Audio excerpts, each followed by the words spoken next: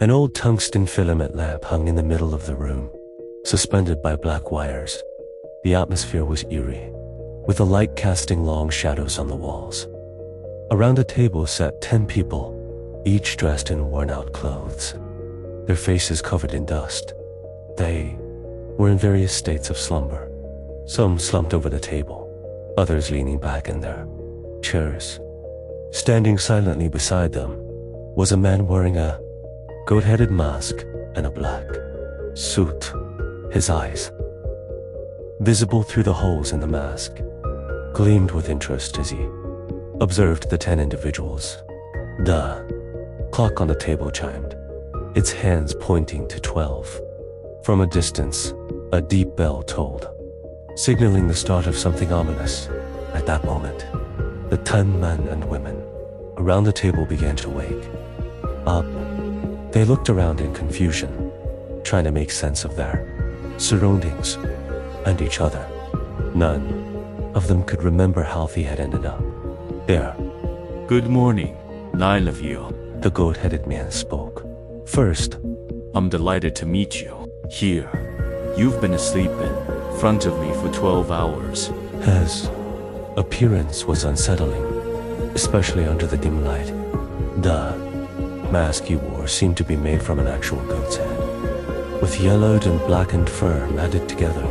The eye holes revealed his narrow, piercing eyes. Who are you? One of them asked. I believe you all have this question, so let me introduce myself to the 9 of you. The goat-headed man said cheerfully, waving his hands as if he had been waiting for this moment. A young man named Kisha, sitting farthest from the goat-headed man, quickly assessed the room. There were no doors, just walls on all sides. The room was completely enclosed, with a table in the center. How had they gotten in? Had the walls been built after they were brought there? Kieja noticed that the floor, walls, and ceiling were all marked with intersecting lines, dividing the surfaces into large squares. Another thing that caught his attention was the goat-headed man's reference to 9 people. There were clearly 10 individuals around the table, making 11, including the goat-headed man. What did 9 mean? He reached for his phone, but it was gone, as expected. Don't bother introducing yourself. A cold woman spoke up. I suggest you stop whatever you're doing. I suspect you've detained us for over 24 hours, which constitutes illegal confinement.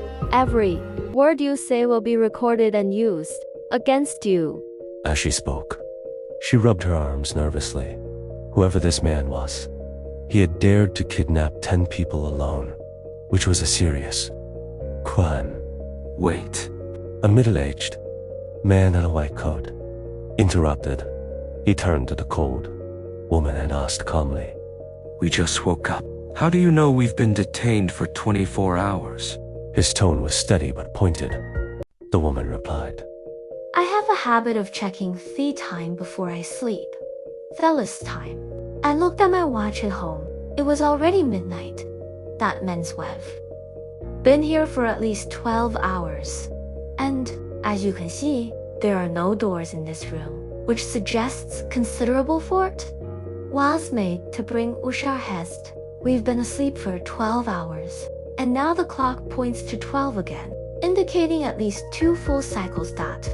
So, I suspect it's been over 24 hours. Any problem with that? The middle-aged man gave her an old look. Her calmness was unnerving. In such a situation, most people would panic, but she remained composed. A muscular young man in a black t-shirt then asked, Goathead, why are there 10 people here? But you said 9. The goat-headed man remained silent. Listen, I don't care how many people are here. Another man interjected, trying to stand up but finding his legs too weak to support. He continued to point at the goat-headed man.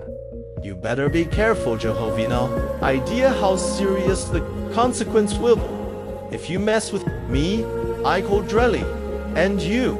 His words made The other men in threw tense. They needed some Minato take the lead to unite them against the goat-headed man. But they soon realized their legs were too weak to move, as if they had been injected with something. Kishia remained silent, stroking his chin thoughtfully. The situation was more complicated than it seemed.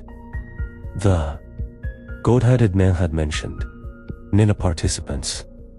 If there were 10 people here, it meant one of them wasn't a participant. Who was it? Among the 6 men and 4 women, was one of them the kidnapper? The goat-headed man stopped speaking and slowly walked over to Kishia. Standing behind a young man, everyone followed.